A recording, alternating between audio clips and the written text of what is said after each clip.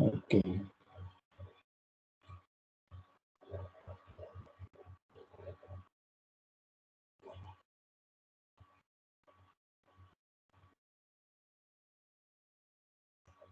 Estoy compartiendo la pantalla.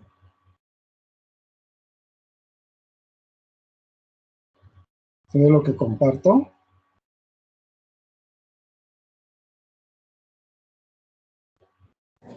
Sí, doctor. Ya. Entonces habíamos quedado en Dramater con vesícula biliar. ¿Se ve, no? Muy bien. Vamos a empezar con esta parte. Quizás es una de las enfermedades más comunes atendidas tanto en la consulta externa, es decir, ambulatoria, como en la urgencia, ¿no? En las salas de emergencia. No es cosa del otro mundo. Vamos a ver la anatomía. La vesícula biliar está íntimamente ligada a las vías biliares. Habíamos indicado que la bilis o los líquidos del hígado se vacían a través de los espacios de Dice hacia el colédoco o las vías biliares extrahepáticas, que prácticamente empezaban en la hepática derecha, la hepática izquierda, que cuando estas dos se unen, van a formar un conducto común que se llama hepático común. Cuando el hepático común se une a la vesícula biliar o al cístico de la vesícula biliar, se denomina colédoco, ¿no? Y el colédoco es la parte más importante de la vía biliar extrahepática. Más abajo, el colédoco se une al conducto de Wilson, que es el conducto principal del páncreas. Juntos pueden unirse antes del duodeno o dentro en la pared del duodeno y formar una estructura que se llama papila. ¿Qué contiene la papila? La papila es un repliegue de las capas más internas del duodeno y contiene entonces a lo que venimos a denominar esfínter de Oddi, ¿no? Pero vamos a ver más rápido.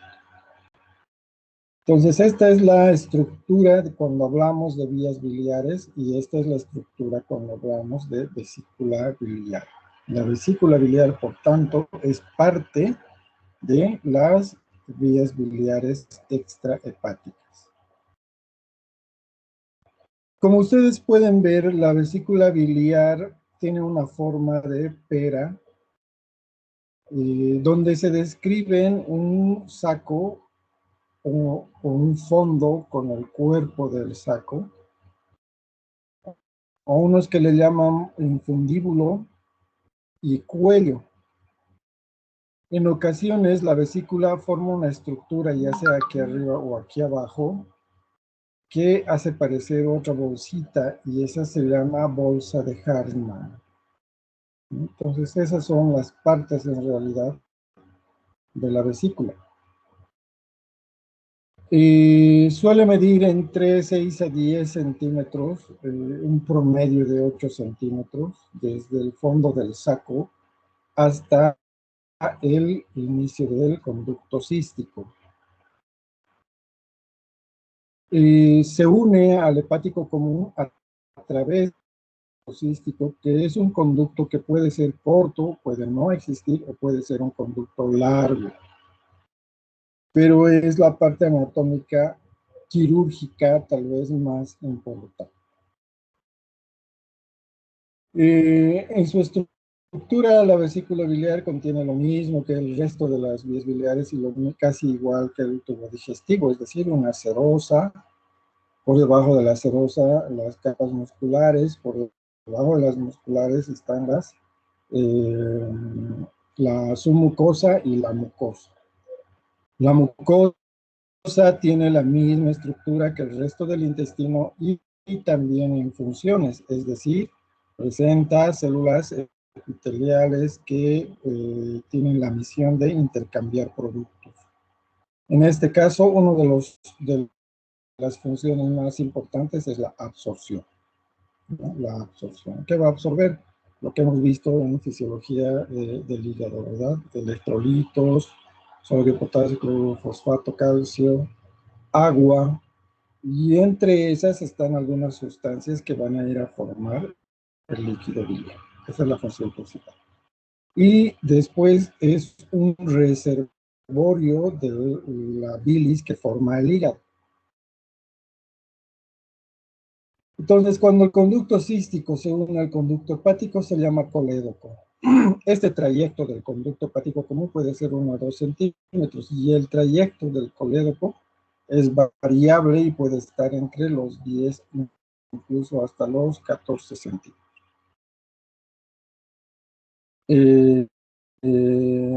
Ya cuando la vesícula se une al hepático común a través del conducto cístico, el colédoco tiene 4 porciones. Una porción suprahepática de trayecto relativamente corto,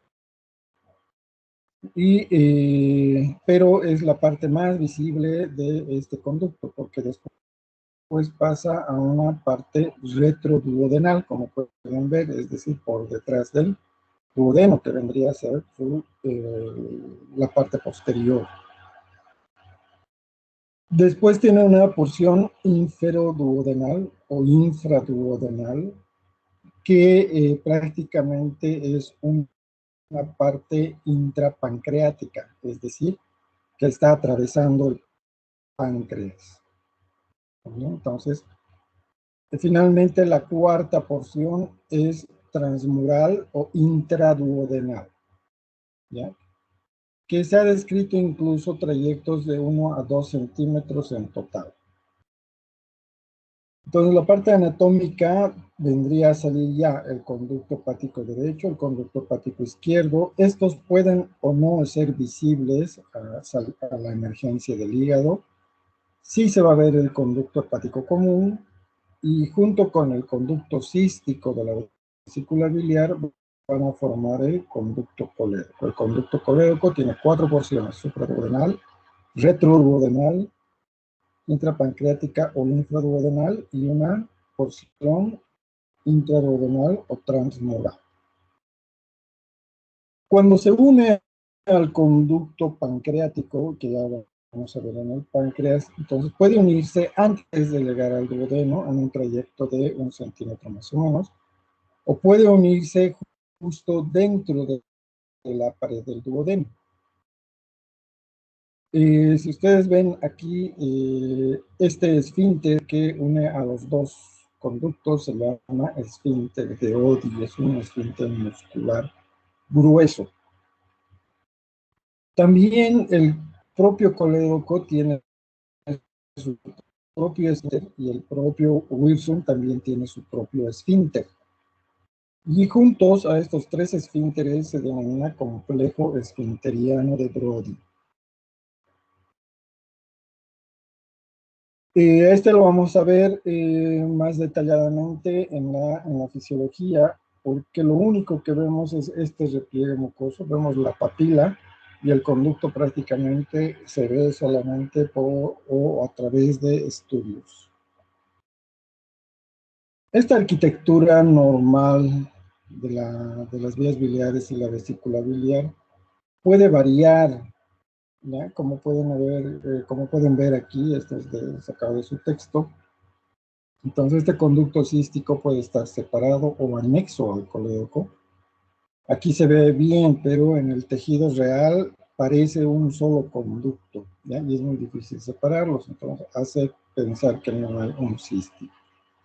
O puede casi no existir y salir unido, o puede ser demasiado largo, cruzarse, puede salir más abajo, no necesariamente en la unión del hepático común, etcétera, etcétera. O vuelve.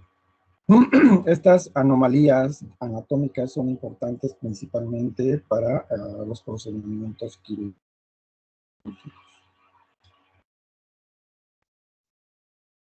La biliar tiene una porción que está unida prácticamente al hígado, y si la recortásemos directamente, tiene un trayecto entre 1 a 2 centímetros hacia dentro del hígado. En ocasiones las anomalías que hemos visto pueden ir acompañadas de unos conductos aquí en el fondo, directamente de las vías biliares. Ya estos conductos se llaman conductos de Luschka. En alguna cirugía terminada la cirugía, si uno no percibe que hay estos conductos, a los 2-3 días el paciente presenta un biliperitoneo. Y en ocasiones se piensa que se ha desclampado o abierto el cístico y sale la fuga, o una lesión de la vía biliar, pero a veces se encuentra que solamente es del lecho, y eso se llama, es un biliperitoneo por conductos de luz. Es una de las anomalías con que podemos encontrar. En cuanto a su irrigación, lo más frecuente, más del 97%, la vesícula biliar está irrigada por la arteria cística.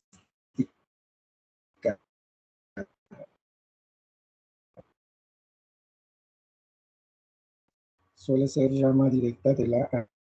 La derecha es rama del conducto de la arteria o del tronco celíaco, ¿no?, que tiene 3 ramas.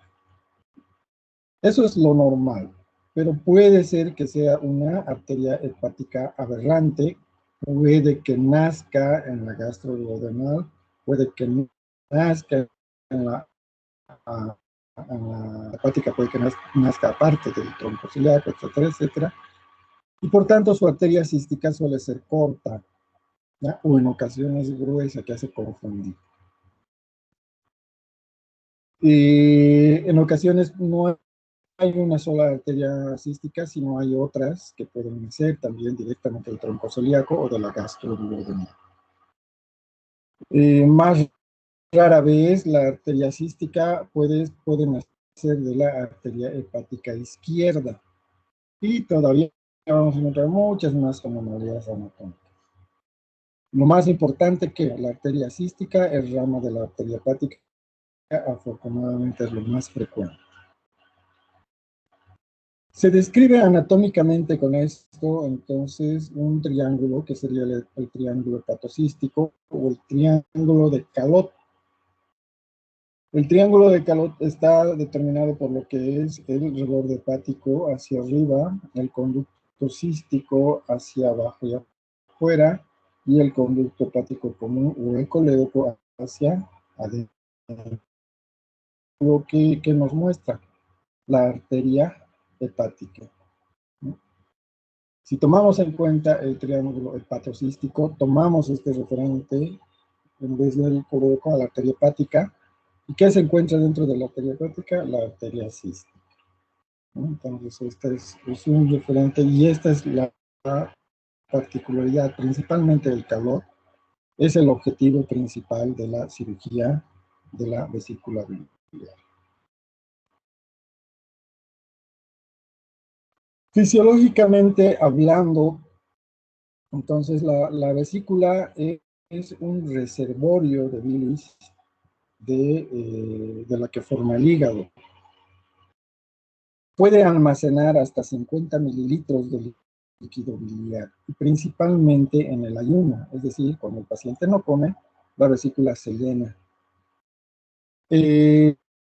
Si hablamos de horas de ayuno entre 4 a 6 horas, entonces la vesícula puede almacenar hasta 50 mililitros como capacidad, y esperar ahí su vaciamiento. ¿Por qué no se vacía la vesícula biliar? No tiene esfínteres, pero la mucosa de la vesícula biliar va a formar repliegues mucosos en forma helicoidal,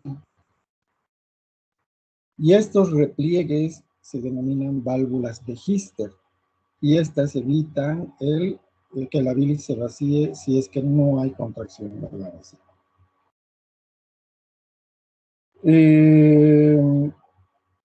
Para que se llene, el esfínter de Oddi debe estar cerrado.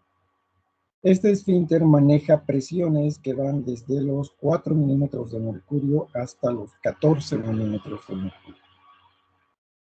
Una vez que se contrae, pues entonces aumenta la presión, y a mayor presión, un menor reflujo de bilis, y la bilis va a llenar la vesícula biliar. Se cree que se llena aproximadamente entre 2 a 4 horas. ¿Cuándo se llena? Cuando el paciente está en ayuno. ¿Cuándo se vacía? Si el paciente come o ingiere algo, inmediatamente la vesícula responde. Esto hace que haya un tono basal. El esfínter de Oddi mantiene más o menos un tono basal en lo que es el colédoco. ¿A qué nos referimos eso? A una presión normal del colédoco, cuyo límite máximo fisiológico suelen ser 24 milímetros de mercurio. Más allá puede tornarse peligroso, ¿no? Se cree que va entre los 14 a 24 milímetros de mercurio. Entonces, este tono es el principal elemento homeostático para evitar las enfermedades por la vesícula y las enfermedades por el páncreas. ¿Por qué? Porque si este tono está alterado, entonces la vesícula puede quedar en éstasis, es decir, no vaciar, y la absorción siempre va a ser mayor al agua que a la bilis, entonces la bilis se concentra y empiezan a precipitar y por tanto formarse cálculo. Por otro lado, si esta presión va en aumento y repercute al conducto de Wirsum en el páncreas, entonces puede que el páncreas, que no tiene efectos de absorción para estos electrolitos, pueden dañarse las células pancreáticas.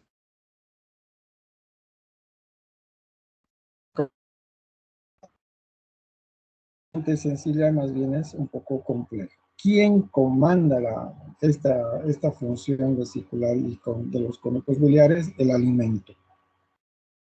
Cuando el alimento ingresa al estómago, cuando el alimento, es decir, el paciente no está en ayuno, el esfínter está relajado y la comida que ingresa al duodeno, hemos dicho que hace que se forme colecistocinina, motilina y secretina.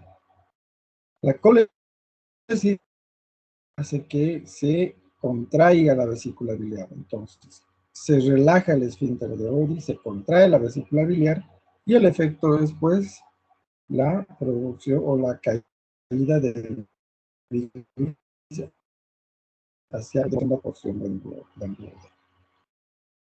Si el paciente está en ayuno, simplemente el esfínter se contrae, ya no hay reflejo pilórico y la vesícula se va llenando, ¿no? Se va llenando de bilis nuevamente hasta que haya un efecto o un mecanismo efector de las contracciones de la vesícula biliar. Por tanto, el ayuno perjudica o altera la motilidad normal de la vesícula biliar. Por otro lado, obedece a la osmolaridad del alimento y principalmente a la presencia de ácidos grasos. Cuando hay colesterol, ácidos grasos, triglicéridos, lípidos, ya sea en su forma simple o compleja, entonces estos son los mejores estimuladores de la secretina. La secretina empieza la secreción de colecistocinina, además tiene efecto sobre la vesícula biliar. Entonces todo esto tiene que tener su parámetro, como vamos a ver más adelante. El desorden en el gesto del alimento va a producir también enfermedad de estas vías biliares. Esa es la fisiología de estas estructuras. ¿Cuál es la enfermedad más importante? Los cálculos biliares. Es la más frecuente y la que más se conoce y, como les decía, es la causa más frecuente de consulta y de cirugías también hoy por hoy. ¿Cómo se forman los cálculos biliares? Este es el triángulo de Adnan, donde muestra tres estructuras bioquímicas. El colesterol por un lado, la lecitina por el otro y las sales biliares por el otro. Este triángulo ya lo hemos visto en la fisiología de los líquidos biliares. Debe haber un equilibrio entre estas tres. Si hay un desequilibrio, como ven en este gráfico, por ejemplo, que el porcentaje de moles de colesterol, o sea, del colesterol, está por debajo de los 20, la lecitina, todo lo contrario, está aumentando o está por encima de los 20 y las sales biliares están por encima de los 60. ¿Qué va a hacer esto? Que hay un desplazamiento de un punto intermedio a un punto X. ¿Qué va a producir esto? Que haya una alteración en la concentración del colesterol y en este aminoácido que se llama lecitina. Pocas sales biliares. ¿Cuál va a ser el resultado? Que estas concentraciones van a precipitar. Entonces podemos tener cálculos de colesterol junto a cálculos de otras sustancias que pueden ser las sustancias pardas, oscuras, etc. Y lo mismo, si se desplaza la concentración de las sales biliares o se concentran estas sales biliares, puede haber una concentración de las sales biliares y producir líquidos, litos o piedras de sales biliares. Esto quiere decir que hay varios tipos de cálculos. ¿Cuáles son los más frecuentes?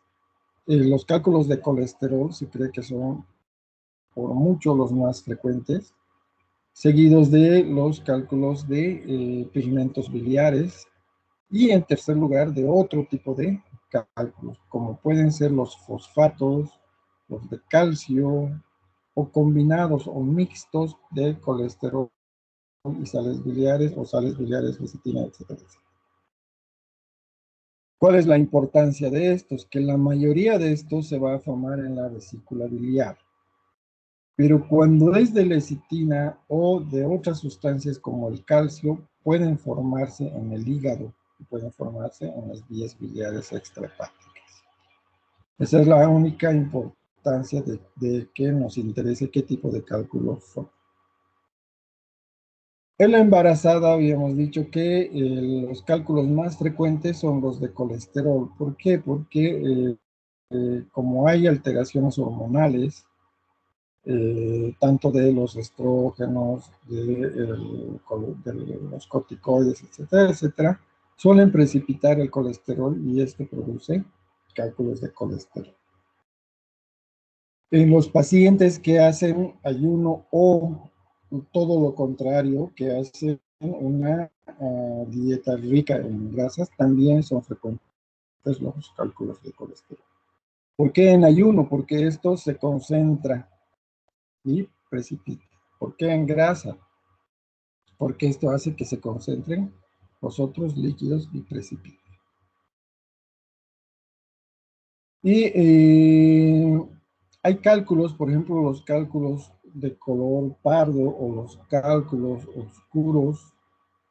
Generalmente son cálculos mixtos, más de sustancias como los fosfatos o la lecitina u otros, donde son más pequeños y son oscuritos. Esto es más frecuente en el oriente, dice el texto. También hay en nuestro medio. ¿Cuál es la desventaja de esto? Que estos cálculos son muy pequeños, entre 1 o 2 milímetros. y pueden producir más complicaciones que el resto de los otros cálculos. Entonces, esta es la fisiopatología de la litiasis vesicular. ¿Qué tenemos cuando se forman cálculos? Si el paciente nunca ha tenido síntomas, es decir, nunca le ha dolido, es más, ni sabía que tenía piedritas, fue por otras causas al médico, le hacen una eco y ahí aparecen las piedritas, solamente se llama colelitiasis, ¿no? El diagnóstico correcto es colelitiasis. ¿Qué nos da a entender a nosotros? Que hay piedras en la vesícula. Pero si ya hay dolor o ha tenido un cuadro de dolor o el paciente viene a la emergencia y es su primer cuadro de dolor y verificamos que es la vesícula la que está inflamada, entonces se llamará colecistitis aguda, ¿no? ¿Cómo vemos que está la vesícula inflamada? Con cambios inflamatorios, engrosamiento de la pared, líquido, etcétera, etcétera. Si además observamos o evidenciamos que hay piedras en la vesícula, el término correcto o el diagnóstico correcto será decir colecistitis aguda litiásica. Es decir, inflamación de la vesícula biliar con su primer evento por piedras. Pero si no hay piedras y hay datos de inflamación de la vesícula, entonces se deberá decir alitiásica. Colecistitis aguda alitiásica. Es decir, que no es por piedras. ¿Cuáles pueden ser estas? En ocasiones son los pólipos. En ocasiones son las vesículas acodadas, como gorro frigio. O pueden ser etiologías como ser la salmonela, por ejemplo, la fiebre tifoidea puede dar colecistitis aguda con un cuadro típico de fiebre tifoidea. ¿Y por qué se enferma la vesícula? Porque el líquido biliar es reservorio de la salmonela tifi. Entonces, si ustedes documentan que es una fiebre tifoidea o una salmonelosis tifi, entonces, y hay inflamación en la vesícula, entonces la llamará colecistitis aguda alitiásica por tifoidea. Es quirúrgico también. Se puede intentar un tratamiento hasta 2, pero si sigue y sigue o es remitente la colecistitis, hay que sacarla. No. Si el paciente le ha dolido, pero en este momento de la exploración o de lo que viene, no hay ya dolor, pero él ha tenido cuadros anteriores de dolor, entonces se llamará colecistitis crónica. Pero si el paciente ha tenido esos antecedentes de dolor y ahora o en este momento le está doliendo, entonces el término correcto es colecistitis crónica agudizada. Lo mismo, si tiene piedritas, pueden añadirle aquí el apellido, litiásica. Si no tiene, alitiásica. Pero debe estar documentada la presencia de piedras, ¿no? Estos son los cuadros posibles de la inflamación de la vesícula, es decir, que no haya dolor, pero tiene piedras, quirúrgico, que le esté doliendo y es su primer cuadro, puede o no ser quirúrgico, será quirúrgico si es litiásico y puede o no ser quirúrgico si es alitiásico. Otras enfermedades de indicación quirúrgica, el pólipo vesicular, por lo mismo de las de los otros poliposis, ¿verdad? Puede ser un antecedente de cáncer o una lesión primaria de cáncer o neoplasia. Todo pólipo que se ve se saca. Las vesículas acodadas o engorro frigio se sacan. Entonces, casi todas estas, la crónica y la crónica agudizada, también son quirúrgicas, más si está documentada la presencia de piedras. La única diferencia es si se hará programada o se hará de forma urgente. Cuando los cálculos están en la vesícula es una colecistitis, pero si se complica se va a ir a una coledocolitiasis, es decir, piedras en el colédoco. Si no hay datos de enfermedad de colangitis, entonces solamente se llama coledocolitiasis. ¿Cuándo se dice colangitis? Cuando hay dolor, fiebre, ictericia. A eso se llama triada del reino, que también ustedes lo saben. Las colangitis ya son enfermedades del colédoco, ¿no? Y quiere decir que ha aumentado la presión de esto y hay una repercusión hemodinámica. Entonces puede ser primaria o secundaria. Es primaria o idiopática cuando el problema ha nacido ahí, en el colédoco. Por ejemplo, las colangitis esclerosantes. Y es secundaria cuando viene de otro origen. La vesícula con piedra, suelta la piedra y se inflama el colédoco. Ese es secundario. ¿Qué nos cuenta el paciente? Lo más típico es un dolor en epigastrio que puede irradiarse hacia el hipocondrio derecho. El segundo en frecuencia es el hipocondrio derecho. Este es del texto del Schwartz, que no es diferente en nuestro medio, es decir, el dolor más frecuente que se presenta en la vesícula es epigástrico. Puede irradiarse al hipocondrio derecho o directamente en hipocondrio derecho, son los dolores referidos más frecuentes. Puede haber dolor torácico derecho, puede haber dolor en flanco, puede haber incluso en flanco izquierdo, puede haber epigástrico, puede haber lumbar o torácico, etcétera, etcétera.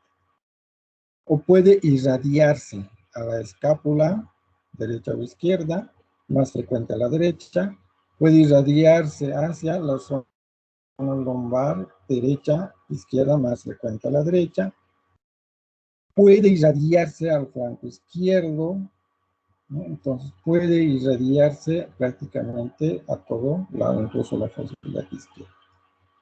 ¿Qué es lo más frecuente? Dolor epigástrico, dolor en hipocondrio derecho. La irradiación puede ser hacia el tórax, el flanco o las escápulas o la región lumbar. ¿De qué depende este dolor? De la impactación del cálculo biliar y de la forma y posición de la vesícula. No se olviden que la vesícula va de adelante hacia atrás, hacia abajo. Cuando hablamos de retrógrada, estamos hablando del saco al cuello. Cuando hablamos de anterógrada, del cuello hacia el saco, es decir, de atrás a adelante, ¿no? Eso es muy importante, porque hay muchos errores en eso. Entonces, el signo cardinal o síntoma cardinal es el dolor. Puede haber náuseas y vómitos. Característicamente, si hay vómitos, el dolor tiende a ceder, ¿no? Tanto que a veces el paciente ya conoce su patología, se induce al vómito porque eso le calma el dolor.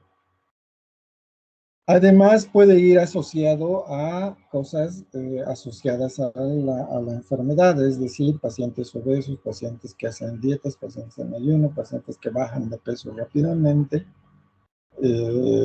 pacientes diabéticos, pacientes con hipercolesterolemia, hipercalcemia de primaria, secundaria, etcétera, etcétera. Entonces, todos esos datos deben hacernos pensar en una colecistitis, si viene con dolor, náuseas, vómitos, en el hipocondrio derecho o en epigastrio. Si es mujer, se dice que es más frecuente en mujeres que en varones, entonces también hay que pensar en eso, ¿no? Entonces, y como es lo más frecuente, entonces debe estar de primera instancia o la primera sospecha que sea una colecistitis. Pero si el paciente está histérico, como hemos visto en las clases anteriores, la ictericia es de las vías biliares extrahepáticas. No es muy frecuente de la vesícula. El problema está en el colédoco, en el hepático común o en los hepáticos. No necesariamente en la vesícula. Aunque un grupo menor del 10% puede ser que su cálculo grande caiga y junto con el saco aquí obstaculice el drenaje del colédoco. Eso nos va a dar ictericia. Eso se llama síndrome de Mirici. ¿Ya? Entonces, ¿qué es el Mirici? La oclusión o el apoyo de un cálculo junto con la vesícula hacia el colédoco. Este lo va a ir horadando, ya lo va a ir comiendo, diríamos, y puede ser que el cálculo se vacíe y forme una fístula colecistobiliar. Eso es más tema de cirugía, pero ¿por qué les digo esto? Porque el Mirici se divide en grados, Mirici 1, Mirici 2, etcétera, etcétera, para ver cuánto de agujero queda.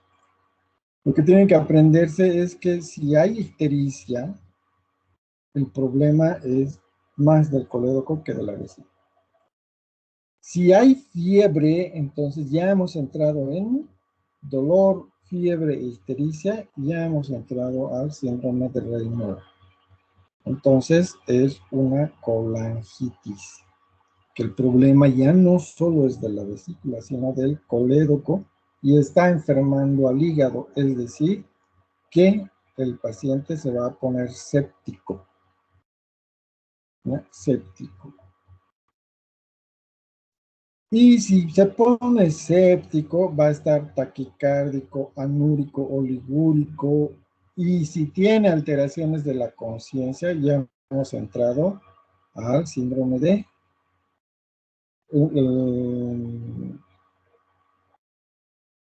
no me están distrayendo. Sí, dame más.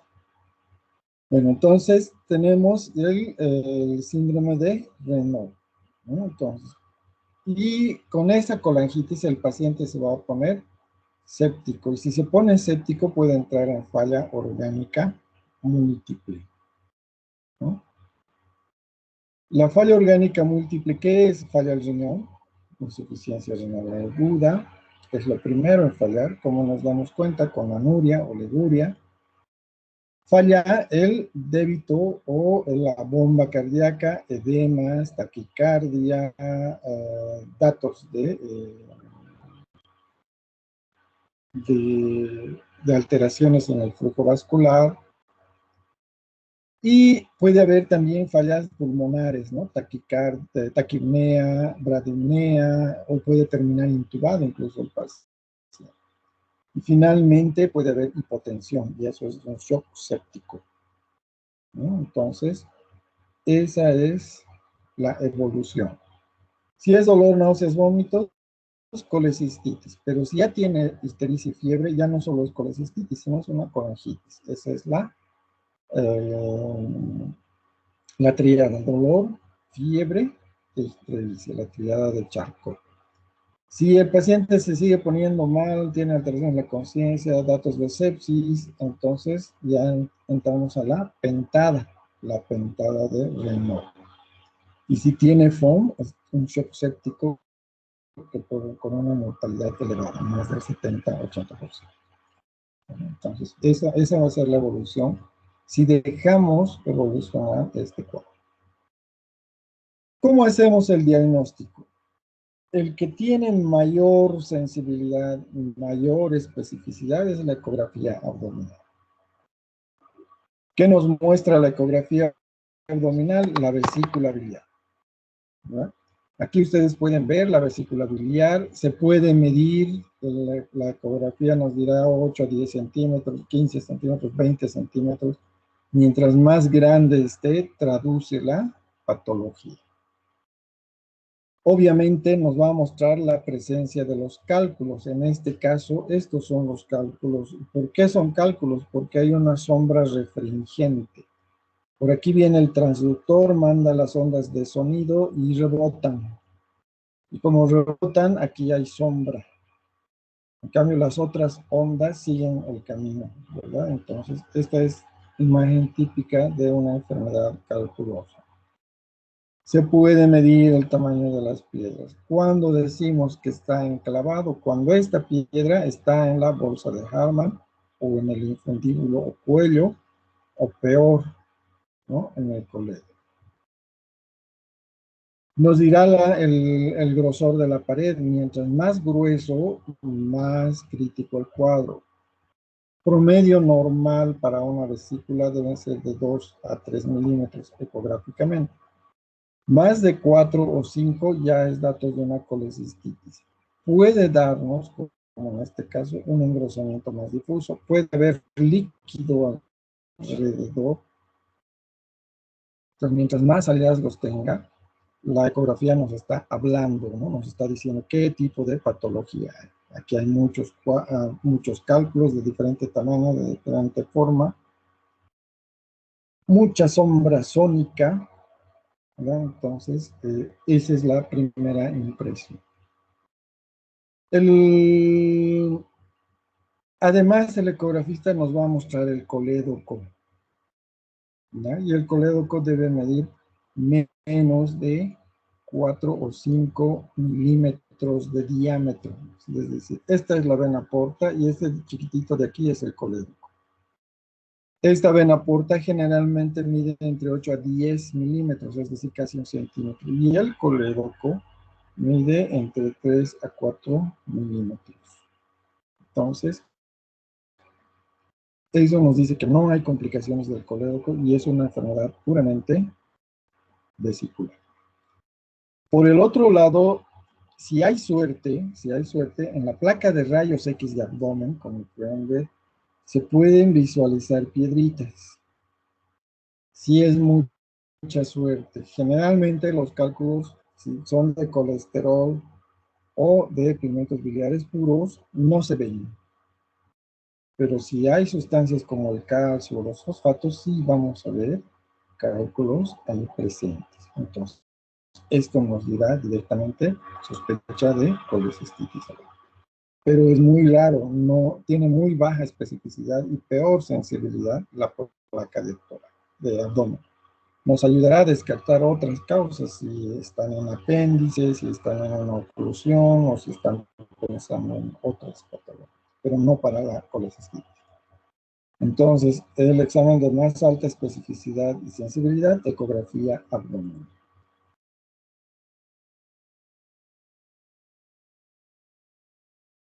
También podemos tener la tomografía o la resonancia magnética. Ya es mucho estudio para ver si hay una colecistitis. La sensibilidad y especificidad son prácticamente igual a la de la ecografía.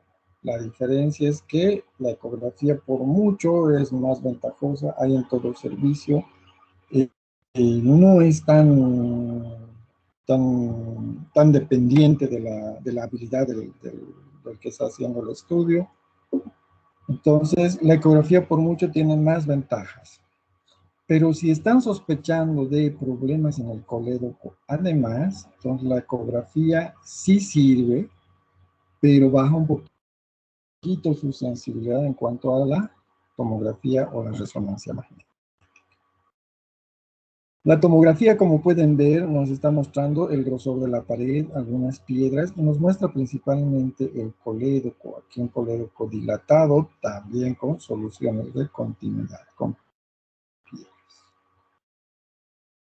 Nos va a mostrar si hay líquido, si hay un tumor, etcétera, etcétera. Entonces, eso es lo que aumenta la sensibilidad, pero con las vías biliares extrahepáticas. Y por supuesto con el páncreas, porque vamos a ver cuál es su relación con el páncreas cuando veamos páncreas. La resonancia magnética es más específica y sensible que la tomografía y que la ecografía, pero el costo es mucho más elevado que los dos. Pero si necesitamos ver el colédoco como aquí, entonces el mejor estudio es la resonancia magnética. La resonancia magnética con contraste nos da la posibilidad de reconstruir esta vía biliar donde vemos defectos de llenado y más. No se vacía, hacia el duodeno, no hay conexión. Entonces ya sabemos que el problema está aquí, ¿verdad? Entonces, hoy en día las últimas generaciones de tomografía, las helicoidales y con reconstrucción 3D, pueden mostrarnos también esta imagen. Ahora ya hay software de la tomografía para eso. Costos, ecografía abdominal va entre, creo que desde 100 pesos hasta 800, algo por ahí. La tomografía va desde los 800 hasta los 2.000 o incluso 3.000 bolivianos. La resonancia magnética va a ir desde los 4.000 incluso hasta los 8.000 bolivianos. Pero si es el colegio el que hay que estudiar, pues lo vale. Como pueden ver, aquí nos está avisando todo. Aquí viene entonces el tratamiento. ¿Qué vamos a hacer con el tratamiento?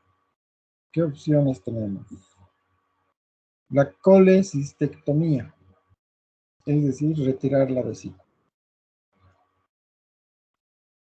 En caso de enfermedad sobre la vesícula. Esta es la colecistectomía abierta, es decir, una incisión para ver a la vesícula y ahorita vamos a ver cómo quitarla.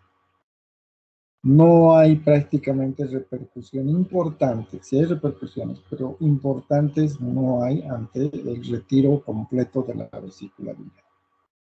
Una alternativa a la cirugía abierta es la colecistectomía endoscópica. ¿Cómo se hace la endoscopía? Puede ser laparoscópica, que es la que ustedes seguramente conocen, por orificios naturales a través del estómago, que se llamaría transgástrica, a través de los paramétrios o a través de los paramétrios vaginales, ¿no? Se entra por la vagina y se saca por ahí la vesícula. El single incision, es decir, que se hace una sola incisión y se mete en trócares. Hoy en día hay trócares para con 4 orificios ya, entonces para hacer a través de eso, o el single port, ¿no? Que también es a través del ombligo y tiene también sus 4 orificios para meter la cámara y sus pines. La cirugía robótica, que ingresa con mucha fuerza y hoy está decayendo porque ha mejorado la tecnología en las pinzas, que se han vuelto reticuladas. Y la robótica que tenía esa ventaja precisamente, es lo mismo que la laparoscópica, solo la hace el robot. ¿Y qué tenía el robot? Un movimiento completo. En la siguiente clase les voy a mostrar videos de eso. Y prácticamente un movimiento en 360 grados, o sea, puede rotar la mano, los dedos, la pieza, moverla arriba, abajo, izquierda, derecha, etcétera, etcétera.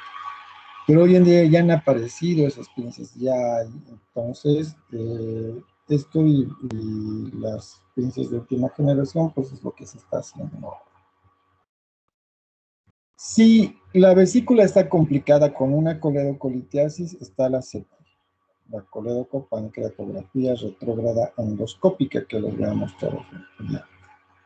Esta puede ser diagnóstica y puede ser terapéutica. Sacar las piedras del colédoco es el objetivo, o descomprimir el colédoco, o ver simplemente, en caso de diagnóstico, qué está pasando con el colédoco. Si no se puede la CEPRE, habrá que hacerla a la antigua, una exploración de vías biliares, sea abierta o endoscópica, ¿no? En nuestro medio podemos alcanzar a la laparoscópica y a la biliar. Y si no se puede, habrá que hacer solamente derivaciones o paliativas. Es decir, ¿qué es lo más correcto en caso de enfermedad de la vesícula biliar? Retirar la vesícula. De forma abierta se va a hacer lo mismo que en la laparoscópica, es decir, identificar el triángulo de Calot. Hepático, cístico, o colédoco, cístico y borde hepático. ¿Qué hay ahí? La arteria, ¿verdad? ¿En qué consiste la cirugía abierta? Puedo hacerla desde el fondo, aquí desde el fondo hasta el cuello, o desde el cuello hasta el fondo, o de forma mixta. Ligo aquí, corto aquí y me voy de fondo a cuello. Lo mismo puede hacer en la laparoscopia. Objetivo, aquí está el ligamento menor u aumento menor u epiplón menor. ¿Qué tiene el epiplón menor? Tiene la vía biliar, tiene la vena porta, y tiene la arteria hepática. Entonces tengo que liberar esto, descubrir el triángulo de Calot y proceder a la colecistectomía. En la abierta puedo hacer una incisión Kocher mediana supraumbilical o una paramediana supraumbilical, o puedo hacer embocador no como para pancreatitis, ¿no? En la laparoscópica puedo poner 3 puertos, 4 puertos con holográfico, o un solo puerto, o por orificios naturales, etcétera, etcétera. ¿Qué voy a hacer en la laparoscópica? Lo mismo, diseccionar el epiplón, identificar el triángulo de Calot, clampear la arteria, clampear el cístico y cortarlos los dos. Y después sacar la vesícula, ¿no? Exactamente como está aquí. Si hay problemas en el colédoco, ¿no? Como en el colédoco, entonces está la exploración de vía biliar abierta o laparoscópica en este caso, que vendría a ser lo que les dije, esta exploración de vías biliares. ¿Cómo se hace? Una vez clampeado el cístico, se pasa por aquí eh, esta es una sonda biliar, pero nosotros usamos una sondita de alimentación de neonato. Entonces se mete por aquí, se pasa medio de contraste y vamos a dibujar el colédoco, ¿ya? Y si hay piedrita, tratar de sacar el colédoco. Este es más o menos didáctico, esto lo hizo mi residente, entonces es en base al libro. Este es el hígado, ahí está la vesícula biliar, esta es adherencia, aquí está el epiplón menor. Entonces se quita la adherencia. El objetivo, no se olviden, es encontrar el triángulo de Calot. Vamos a ver aquí. Fondo vesicular, saco vesicular. Esta es la bolsa de Harman. Y más abajo, aquí está el infundíbulo ocuello. Esta es la bolsa de Harman. Y aquí ya se denota un poco el cístico. Entonces, este es el ligamento menor. Observen aquí el colédoco.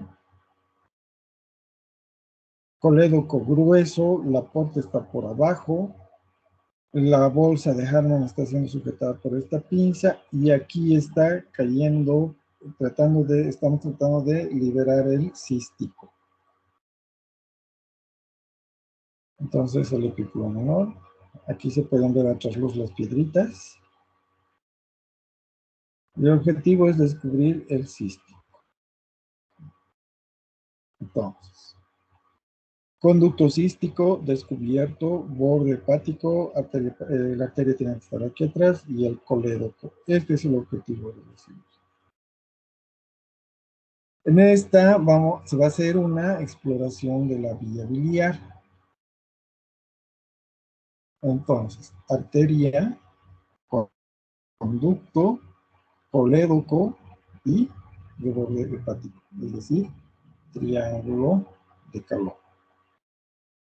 Clamp a la arteria,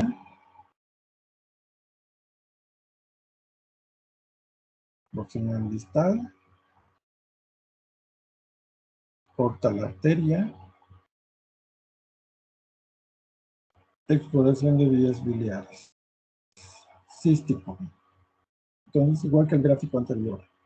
Cístico, colédoco está aquí abajo, empieza a salir la bilis y por aquí se pasa la sonda de alimentación, 8 frenos.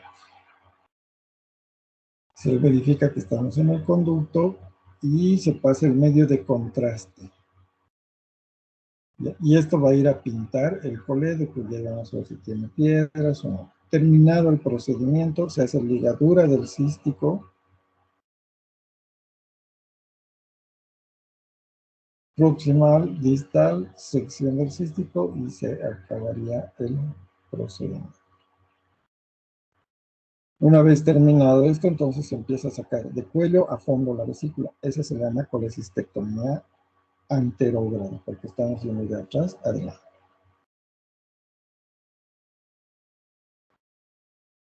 Ahí se termina de sacar la vesícula. Lecho hepático, a veces aquí hay los conductos de Luschka. ¿Cómo nos damos cuenta? Se pone amarillo. Entonces puede ser un conducto de Luschka, entonces hay que cliparlo también.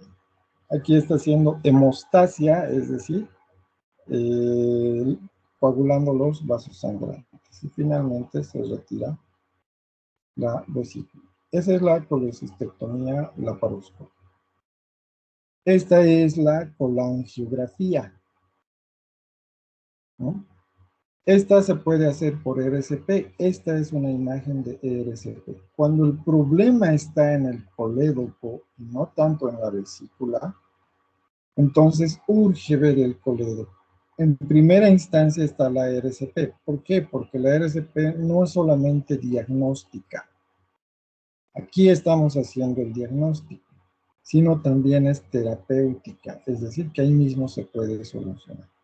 Pero si no se puede la RCP, entonces habrá que hacerle una exploración de vía biliar, como hemos visto, y a través del cístico sacar estos cálculos. Si no se puede abrir el colédoco, sacar los cálculos y dejar una sonda entera. Dos, la RCP diagnóstica puede ser reemplazada, hemos dicho, por la resonancia magnética o la tomografía con reconstrucción 3D, con reconstrucción digital.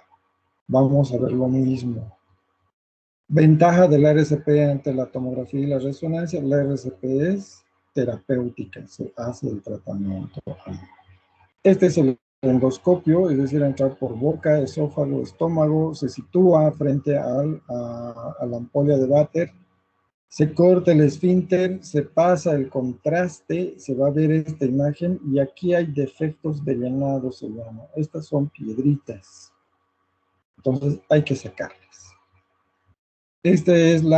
No hay vesículas, ustedes ven, no hay vesícula. Esto pueden ser los clips de la colecistectomía. El hepático derecho, el hepático común, el hepático derecho, el hepático izquierdo, su rama derecha, ¿verdad? Anterior, posterior, el ramo izquierdo, superior, inferior, etcétera, etcétera. Entonces, esa es la topografía que estamos viendo de las vías biliares. Entonces, puede ser terapéutica. ¿Qué es en la terapéutica? Hay que canular el esfínter de Oddi, cortar el esfínter de Oddi, como ven aquí, y a través de esto sacar las piedritas del colédoco, no meterse al conducto de Wilson, ¿ya? Se hace otros procedimientos aquí, solamente se trabaja en el colédoco. Entonces, esta es la esfinterotomía, esta es la papila. Entonces, esta es la porción transduodenal o intramural del colédoco y el conducto de Wilson. En la teoría, hacia las 11 está el conducto colédoco y hacia las 12 o 1 está el conducto de Wilson. Entonces, el objetivo es canular aquí. Es más fácil decirlo que hacer. Segundo, a las 9 y a las 3 se sobreentienden que hay dos arterias, una arteria derecha e izquierda o una anterior y posterior, ramos directos de la gastroduodenal. Es decir, que si se cortan esas arteritas, el sangrado puede ser fatal, ¿no? Tercer punto, el corte debe ser solamente de la parte mucosa, no de la parte muscular del duodeno. ¿Cómo sé que estoy cortando el músculo del duodeno? Por este repliegue. Ese es mi límite. Aquí hay un buen espacio, por tanto, puedo hacer una esfinterotomía amplia. Pero a veces el límite es así de poquito, entonces mientras más grande la piedra, más dificultad. Se canula el colédoco. Aquí está canulado, se pasa el medio de contraste y tenemos que ver si estamos en colédoco. Y después procedo a realizar la esfinterotomía. ¿Hasta dónde? Hasta este repliegue. Entonces ahí se está cortando como bisturí monopolar, ¿verdad? Pero no está este repliegue. Entonces se corta y luego empieza a asomarse el trayecto del coledo. Se pasa un balón, este ya es la terapéutica, y se extrae el lito. Es una piedra oscura que puede formarse en el coledo. Entonces, esto quiere decir que la RCP combina los dos estudios. La radiografía, que es la que hemos visto antes, se pasa al medio de contraste, se toma la foto con rayos X, en realidad se usa un intensificador o un fluoroscopio, donde se ve en tiempo real, ¿verdad? Cómo entra el contraste, dónde se pinta, la posición del coledo, etcétera, etcétera. Se establece que hay piedritas, hasta ahí es diagnóstico. Después viene la terapéutica, que es ya la esfinterotomía, se realiza la esfinterotomía, se pasa, en este caso es un balón, se puede pasar otros materiales como la canastilla de Dorn, etcétera, etcétera, y se va a proceder a sacar la piedrita. Este es un balón, entonces está jalando, ¿verdad? Desde arriba, y estamos presionando para que salga la piedra, el líquido. Las veces que sean necesarios hasta que ya dejen de salir las piedritas. Ahí viene, es un cálculo más o menos unos 5 milímetros de diámetro, facetado, oscuro, no es más de pigmento biliar. Y listo, ahí está, y empieza a salir la bilis. O sea, y ahí el calculito se va a ir y el paciente lo va a defecar. Entonces es un cálculo pequeño, mixto, colesterol y pigmento biliar, más pigmento biliar que colesterol. Entonces, esta es la causa del problema. Puede ser pancreatitis biliar o puede ser colangitis. Complicaciones. Ahí vamos a quedar, que ese es otro tema. Esta es la imagen del fluoroscopio. Como les decía, es en tiempo real, se pasa el contraste y se ve cómo llena tanto derecho e izquierdo. Y ahí vamos a dibujar cuántas piedritas hay. Se pasa el balón hasta aquí, se infla el balón, obviamente, no solo por lo que hemos visto hace rato, es la parte del endoscopio, del duodenoscopio. Y a la vez se ve esta parte radiológica. Entonces, si inflamos el balón, se va a ver así exactamente igual, así blanquito, y se empieza a jalar para observar la salida de los litos por aquí. ¿Alguna pregunta?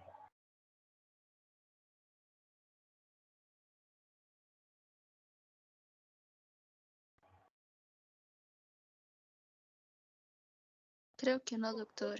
Buenas noches. ¿Todo claro?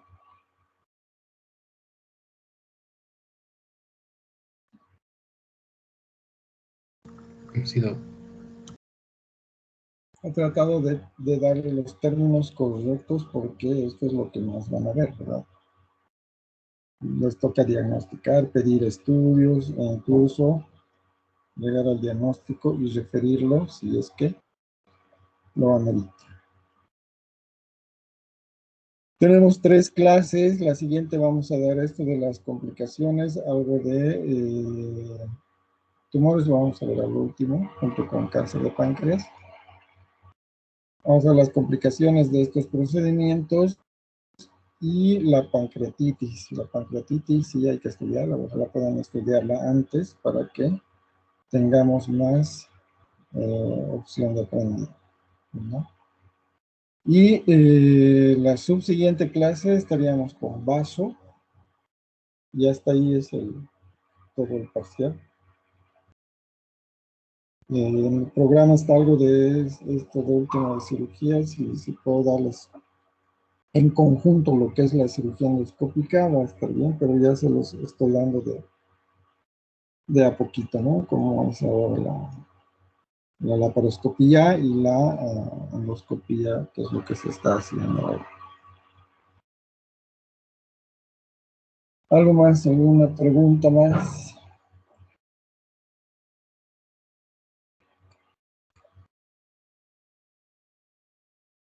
Doc, entonces para el temario final va a ser todos los temas. Para el... Sí, para el temario. El final entraría todo en realidad, porque estamos terminando todo para el parcial.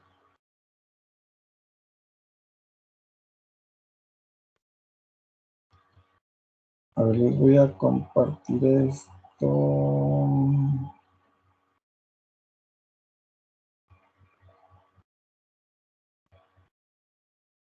Y así la siguiente ya no veremos. No sé si se ve. ¿Sí están viendo? Ahora sí, Doc. Yo creo que sí. Entonces, esta es la cirugía robótica. GSI High Definition Surgical Assistant Scans. Vamos a ver. Entonces, este es el Da Vinci. Obviamente no hay en nuestro medio. Hay en Brasil, hay en Colombia, en Argentina, creo que ahora ya hay en Chile. Pero prácticamente también ya hay mucha pelea. Lo que quiero que vean de aquí es, observen las formas de reticulación de los trócares.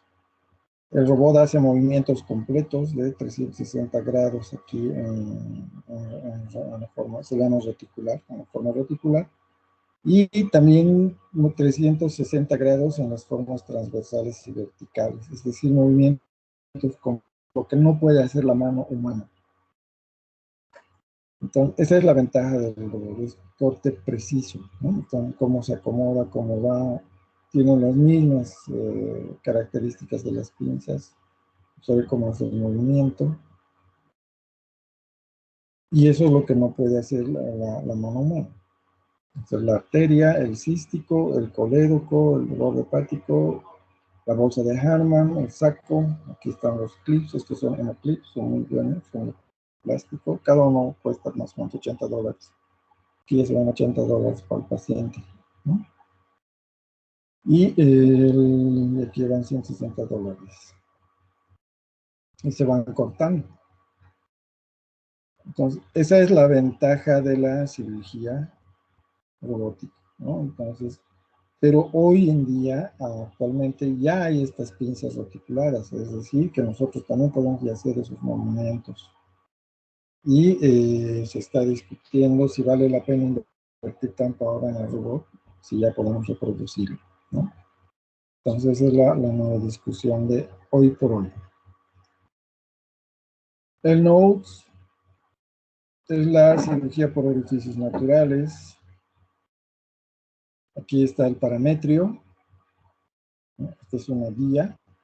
A través de esta vamos a ingresar. Se ha metido una cámara para observar. Este es el colon y observen cómo estamos ingresando. Este es el endoscopio,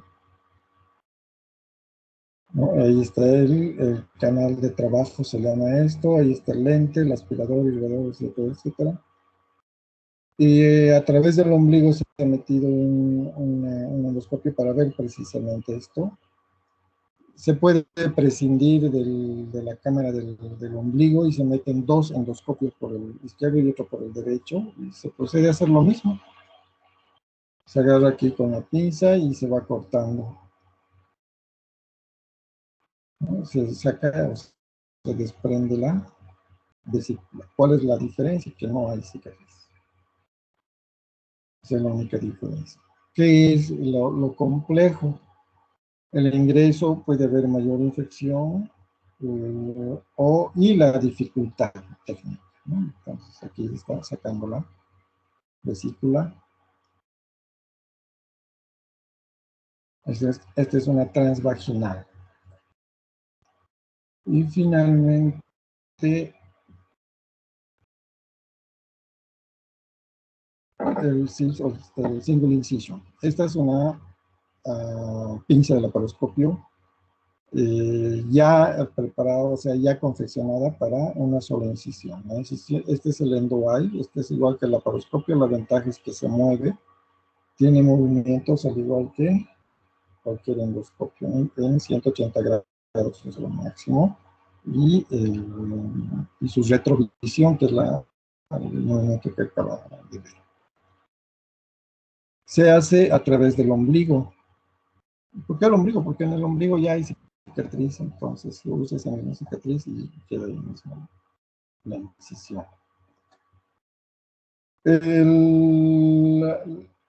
Este es el single port. ¿Cuál es la diferencia con el single incision? En el single incision no tengo este trocar, ¿ya? De 4 orificios, nada más, esa es la única diferencia.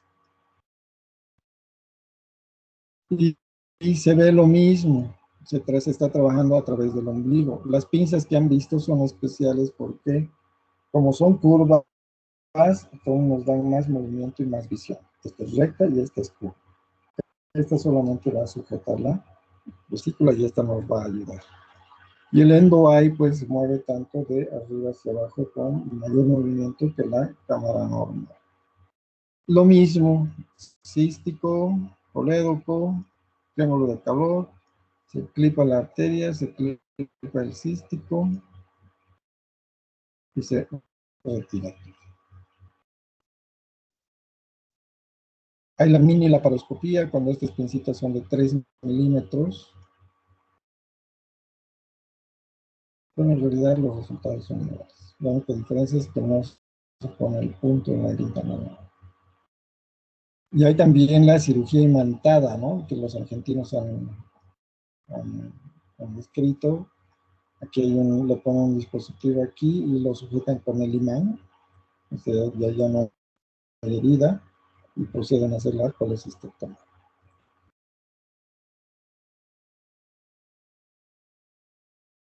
Entonces no les debo nada.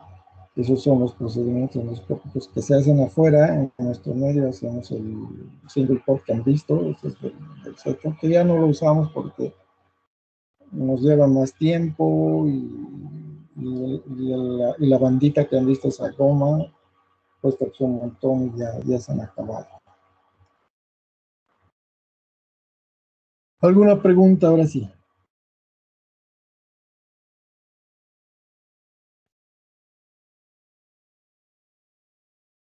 Bien, me imagino entonces que todo está claro.